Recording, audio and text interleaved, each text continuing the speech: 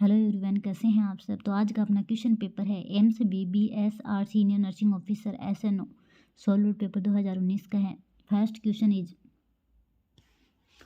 The contraceptive method that also offer protection against the sexually transmitted infection is. कौन सा contraceptive methods है जो protect करता है सेक्सुअल ट्रांसमिटेड इन्फेक्शन से। फर्स्ट है लेटेक्स कंडोम यूज, सेकंड है ओरल कॉन्ट्रासेप्टिव यूज, थर्ड है इंट्रायूटेराइन डिवाइस इंसर्शन है, फोर्थ है विड्रॉल मेथड है। तो देखिए अगेंस्ट STD से कौन सा मतलब बचाती है, तो latex condom use, answer is A.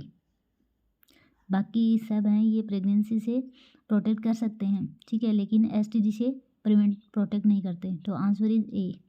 Next question, carpal tunnel syndrome is caused by the compression of.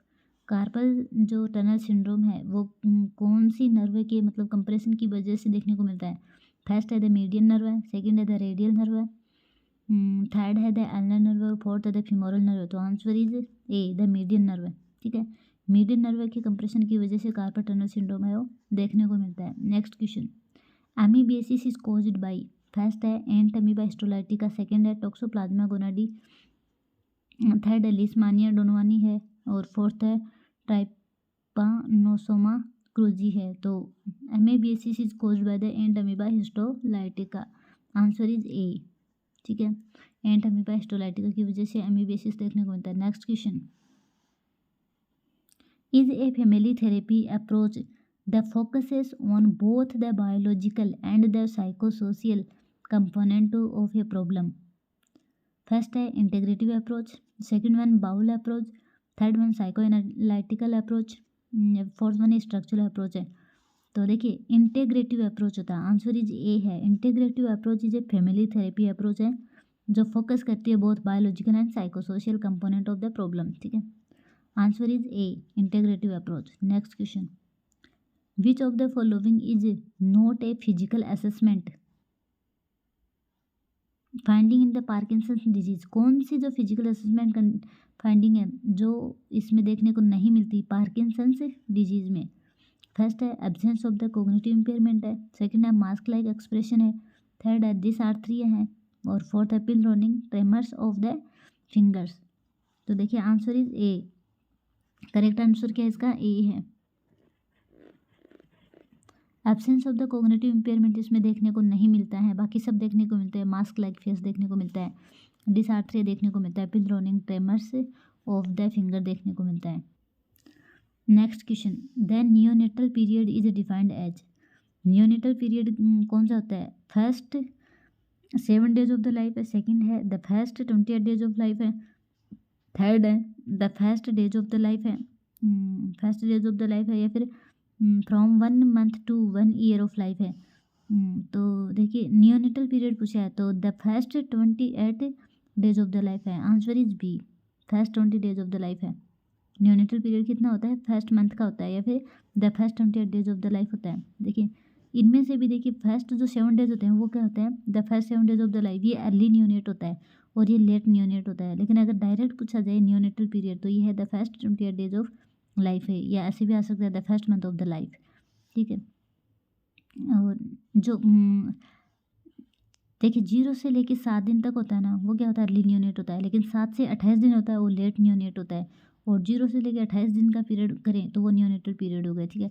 फिर 1 मंथ से लेकर के या फिर 28 डेज से लेकर के 1 ईयर तक होता है वो क्या होता है, इन्फेंट होता है। फिर 1 से लेके 3 ईयर तक होता है वो टोडलर कहलाता है। 1 से लेकर 3 ईयर तक टोडलर कहलाता है। फिर 3 to 6 ईयर तक होता है वो प्री स्कूल होता है, ठीक है। फिर 6 to 12 तक होता है वो स्कूल एजर होता है, और 12 to 18 ईयर तक होता है वो क्या होता है, एडोलसेंट होता है। और मोर देन 18 डेज है वो एडल्ट में आ जाते हैं, ठीक है। नेक्स्ट क्वेश्चन, तो answer is B, the first 28 days of life है।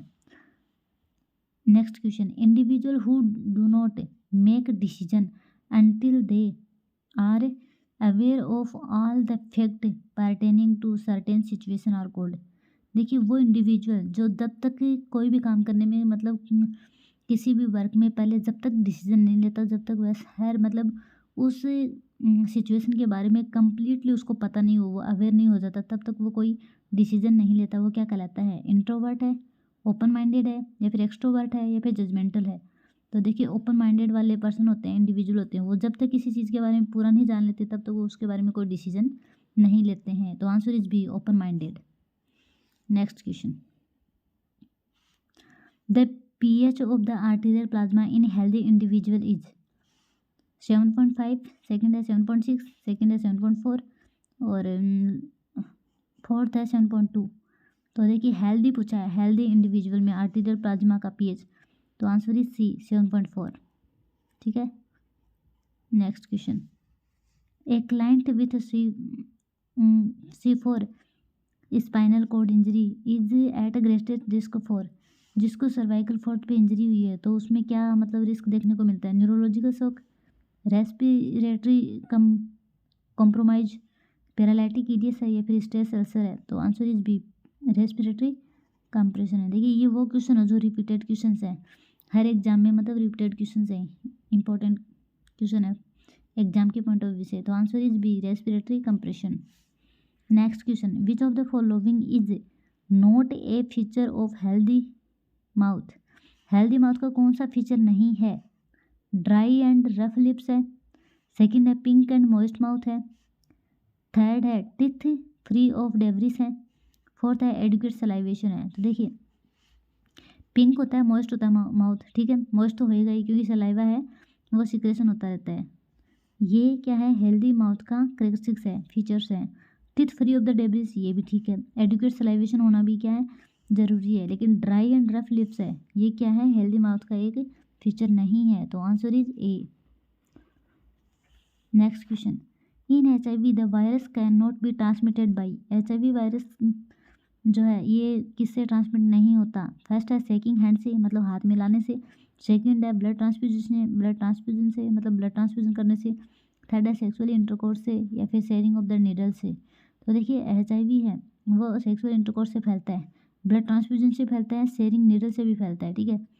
तो इसका आंसर क्या है? शेकिंग हैंड से नहीं फैलता। तो आंसर इज ए।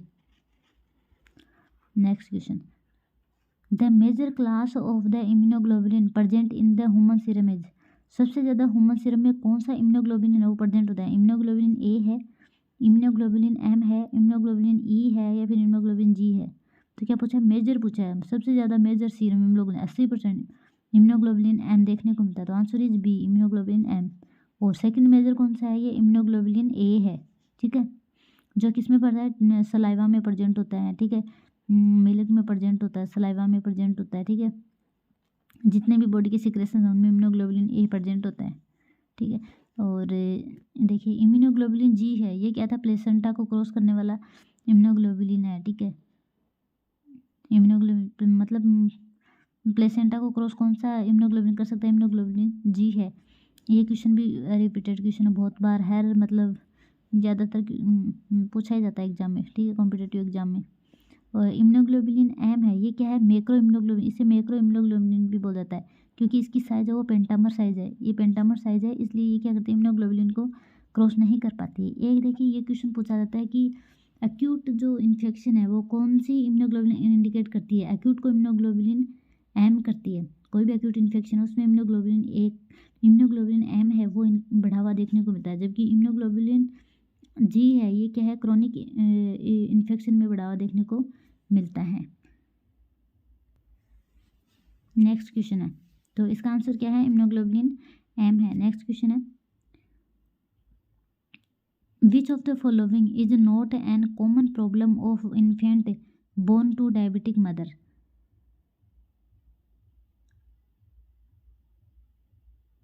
फर्स्ट है हाइपरग्लाइसीमिया, सेकंड है हाइपोकैल्सीमिया, थर्ड है पॉलीसाइथेमिया और फोर्थ है मैक्रोसोमिया। तो देखिए जो डायबिटिक मदर होती है उनमें ज़्यादातर हाइपोग्लाइसीमिया देखने को मिलता है आफ्टर बर्थ बेबी में, ठीक है। जिस मदर को डायबिटीज़ है और जो बेबी जन्म लेता है तो उसमें क्या था? हाइपोग्लाइसीमिया देखने को मिलता है, क्योंकि क्या होता है बॉडी के अंदर पहले तो उसको शुगर है वो मदर की तरफ से मिलता रहता है, लेकिन बाद में जैसे जन्म होता है तो उसको शुगर है वो नहीं मिलता, उसकी वजह से उसमें हाइपोग्लाइसीमिया देखने को मिलता है हमेशा। हाइपोकैल्सीमिया ये वगैरह भी देखने को मिल सकते हैं। और जो डायबिटिक मदर वाला जो बेबी होता है वो मैक्रोसोमिक होता है, वो हमेशा लार्ज बेबी होता है, ठीक है। और पॉलीसाइथेमिया भी देखने को मिलता है, लेकिन हाइपरग्लाइसीमिया कभी नहीं देखने को मिलता। तो answer is A. Next question, the gold standard for the treatment of hot flashes is, देखिए हॉट फ्लैशेस होती है ये हमेशा उस लेडीज़ में देखने को मिलता है जो पोस्ट मेनोपॉजल होती है उनमें, क्योंकि उनमें क्या होता है एस्ट्रोजन हार्मोन का लेवल क्या होता है, कम हो जाता है। तो मैन ही एस्ट्रोजन हार्मोन का रोल है, तो इसका गोल्ड स्टैंडर्ड ट्रीटमेंट भी क्या होगा, एस्ट्रोजन हार्मोन देते हैं।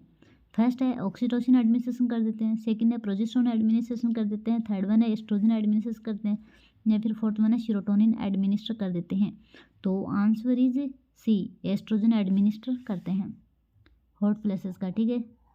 Next question, when the posterior bladder wall protrude downward through the anterior vagina wall it is known as, जब जो पोस्टीरियर ब्लैडर वॉल है वो प्रोट्रूड हो जाती है downward through the anterior vagina wall के थ्रू, तो उसको क्या बोलते हैं, रेक्टोसील बोलते हैं, पाइकोसील बोलते हैं, या फिर सिस्टोकोसील बोलते हैं, या फिर बिबोनोकोइल बोलते हैं। तो answer is A.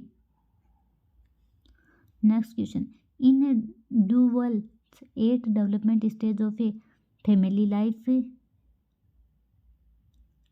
Life cycle couple under come under, इसके अंदर क्या क्या है, देखिए डुअल जो 8 डेवलपमेंट स्टेज है ये क्या है, इसके अंदर क्या फैमिली लाइफ का साइकिल है, जिसमें कपल्स है वो कौन सी स्टेज के अंदर आता है, स्टेज फर्स्ट है, स्टेज 7 है, स्टेज 8 है, या फिर स्टेज 5 है। तो answer is A, stage first में आता है, ठीक है। नेक्स्ट क्वेश्चन, देखिए इसके अंदर क्या होता है, डुअल फैमिली डेवलपमेंट मॉडल में क्या क्या देखने को मिलता है, assess that all the families go through the similar stage, जितनी भी फैमिलीज हैं ये इन कंडीशन से के इन स्टेज के थ्रू गुजरती हैं, ठीक है।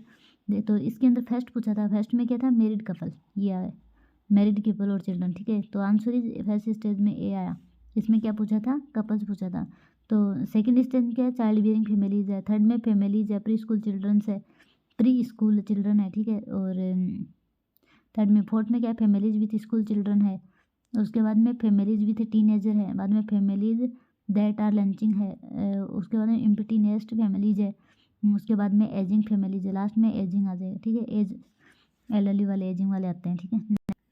तो नेक्स्ट क्वेश्चन है, the nursing was defined as the act of utilising the environment of the patient to assist them in their recovery by, Florence Nightingale है, वर्जीनिया हेंडरसन है, लिंडा रिचार्ड है, या फिर मेरी ब्रेकिनरिड्ज है।